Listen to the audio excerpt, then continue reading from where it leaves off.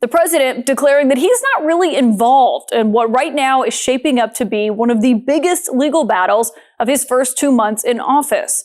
So as he sought answers today, the judge wanted to know why this proclamation was essentially signed in the dark on Friday night, early Saturday morning. When a reporter posed that very question to the president, Trump said he couldn't answer when the act was signed because he didn't sign it. I don't know when it was signed because I didn't sign it. Other people handled it. But Marco Rubio's done a great job, and he wanted him out, and we go along with that.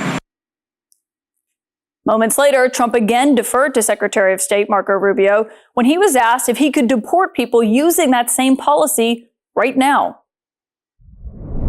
I would say that I'd have the Secretary of State handle it because I'm not really involved in that. However, when it comes to this issue of signature or no signature, if you look at the proclamation invoking this wartime power over the weekend, it's on the White House's website. It is listed as a presidential action, and it reads, by the President of the United States of America. But even further than that, when you look at the version that is filed in the National Register, it bears President Trump's recognizable signature right there at the bottom. Now, given all of this, at 8:46 p.m. tonight, just a few minutes before we came on air here, the White House put out this statement. I'm going to read it to you in full. It says, President Trump was obviously referring to the original Alien Enemies Act that was signed back in 1798. The recent executive order was personally signed by President Trump invoking the Alien Enemies Act that designated Tren de Aragua as a foreign terrorist organization in order to apprehend and deport these heinous criminals. In breaking news, Donald Trump has confessed that he's not over 200 years old and did not actually sign the 1798 Alien Enemies Act. Breaking news. This is the best the Trump administration and its White House communications director or spokesperson, Stephen Chung, that's the best they can come up with to cover for Donald Trump conceding in response to a question from the press that he did not sign the proclamation of war, giving him war powers under the Alien Enemies Act, but then deferred to maybe Marco Rubio did it, but I didn't sign it. This is the exact opposite, not only of what his office declared, what is reflected in the Federal Register, making it illegal. But I thought Donald Trump doesn't like auto pens and robo signing. And that was the reason why he's attacking Joe Biden's use of the auto pen to sign dozens and dozens and dozens of pardons. He didn't sign his own proclamation of war. He forgot about that one. I'm Michael Popok. We're going to get to the bottom of it on Legal AF. Last week, the big news was Donald Trump declaring a phony war, wag the dog. We're at war with Venezuela. The members of a criminal narcotic drug gang that have been in this country for over 10 years are mounting an invasion from within. They're the Trojan horse. They're the enemy combatants without due process. We got to get them out of here. And I'll do it by declaring a phony war by proclamation. Of course, Congress is the only one who can declare war, but I'll say that it's imminent. I'll say that it's an invasion. I'll use all the magic words to cloak myself with the superpowers of being a wartime president. I'll do that. And then I'll forget that I signed the proclamation, apparently. How do you forget that? It's the first time in the history of America. First time in the history of America that a president has attempted to invoke war powers of the Alien Enemies Act of 1798, given over to John Adams in peacetime. How do you forget that? So either, let me just give you the scenarios here. Either Donald Trump, when he was questioned on the lawn, coming off Air Force One or Marine One, either he didn't sign it and he just confessed to not signing it when he said, quote, I didn't sign it. What was the question that was asked? Question that was asked is that Jeb Boasberg, the judge that they're at war with, and is defending our democracy and rule of law on a daily, hourly, minute-by-minute basis. He said to the lawyer, Drew Ensign, for the Department of Justice, he said, why was the proclamation signed in the dark on Friday and not made public till Saturday while planes were already in the air, while wheels were up? So they used that phraseology with Trump.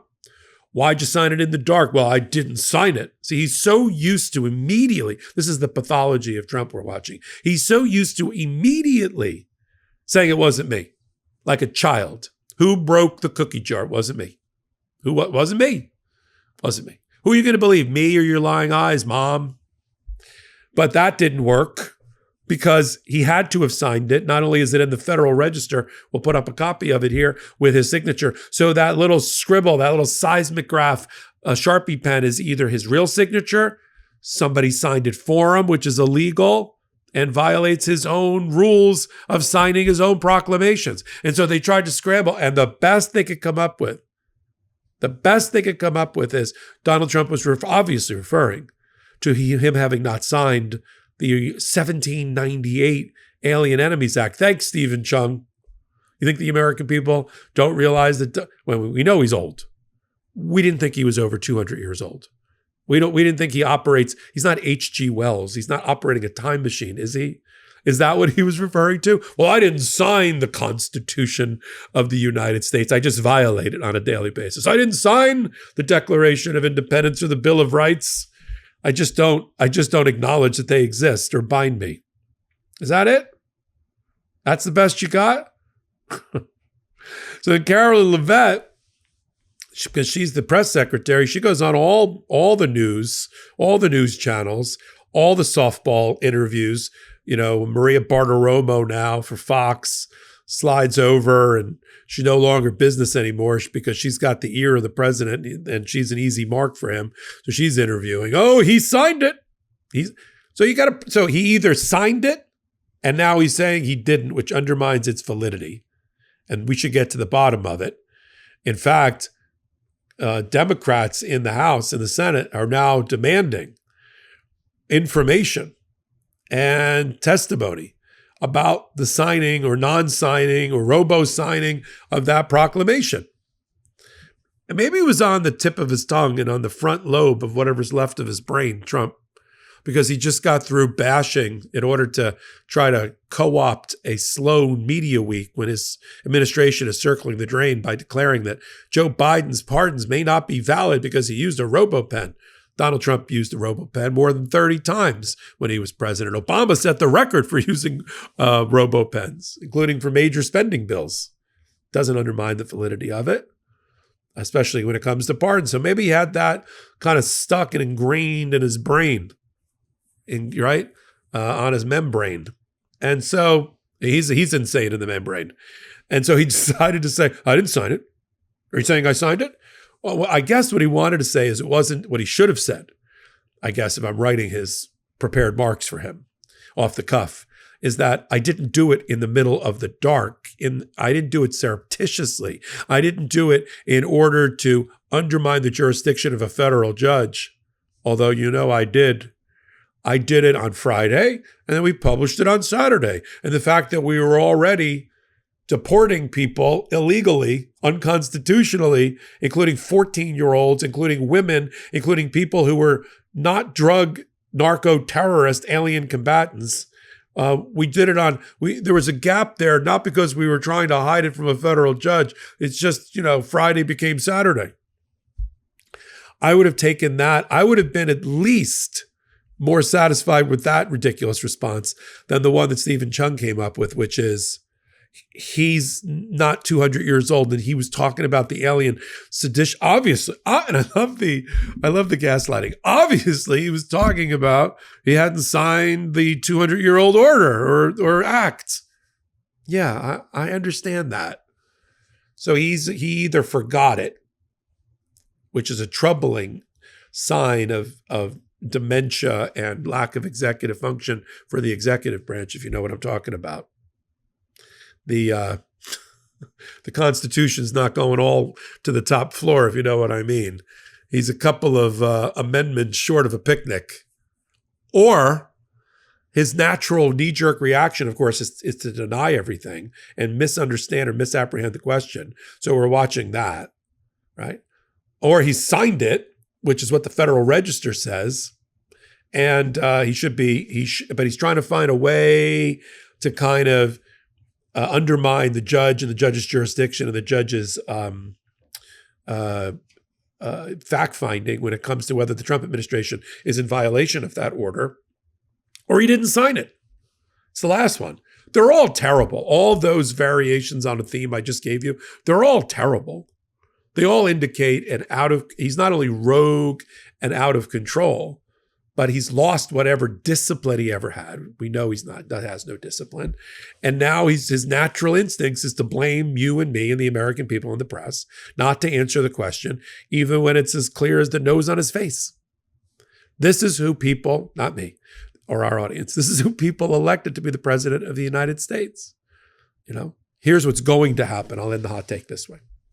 Judge Boasberg, off of Tuesday in some new filings, is going to keep the temporary restraining order in place, finding that it's more likely than not that the ACLU and the plaintiffs there have proved their case that Donald Trump has fraudulently, unconstitutionally invoked war powers and the use of an Alien Enemies Act, which has only been used during the War of 1812, World War I, and World War II. And even then, it was pretty dark to use those powers. To call somebody an alien, we had Italians, Germans, and Japanese Americans put in concentration camps by former presidents, even ones beloved like FDR. And the Supreme Court was like, yeah, that seems fine at the time. Later on, they were like, nope, that was a dark day.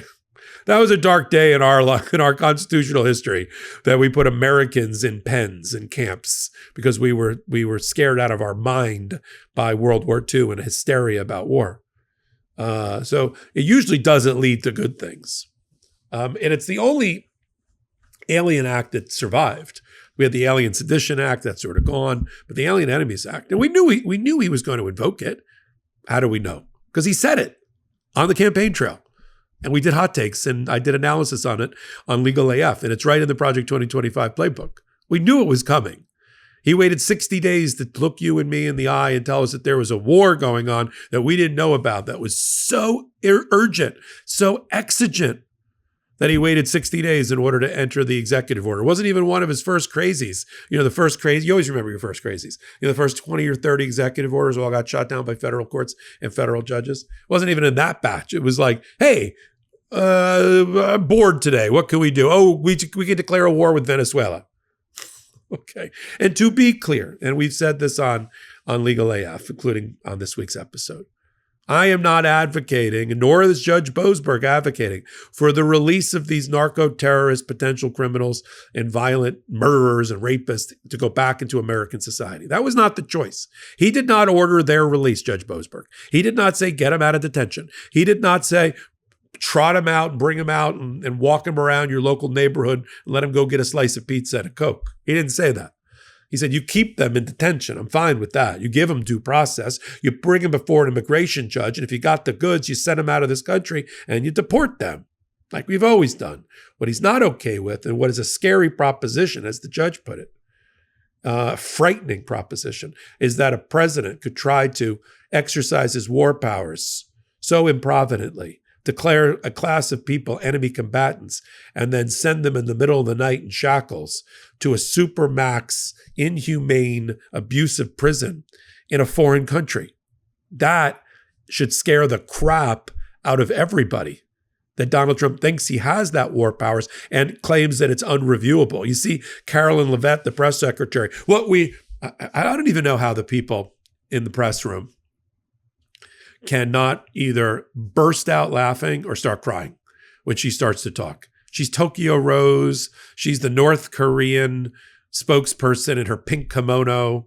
This is just propaganda at its highest level. She thinks that's the role of the press secretary because she's the youngest press secretary we've ever had. And it shows. She gets paid to talk for a living. She can barely put a sentence together.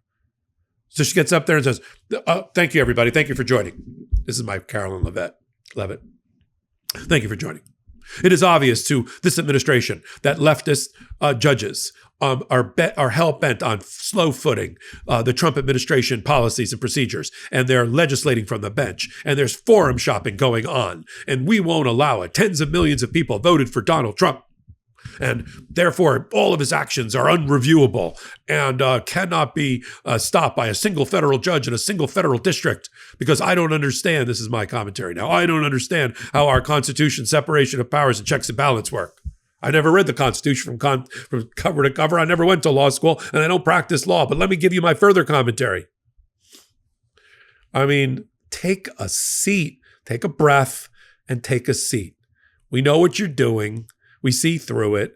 The law, all you've done is now you've poked the bear. See, people think Trump's the bear. Trump's not the bear. The federal judges are the bear. The Supreme Court and Donald Trump losing a couple of their votes because of how he's mistreating the federal courts is the bear. American people are the bear. The big law firms are the bear. The ones that know the ins and outs that are better than your lawyers in the Department of Justice, they're the bear, and you've poked them.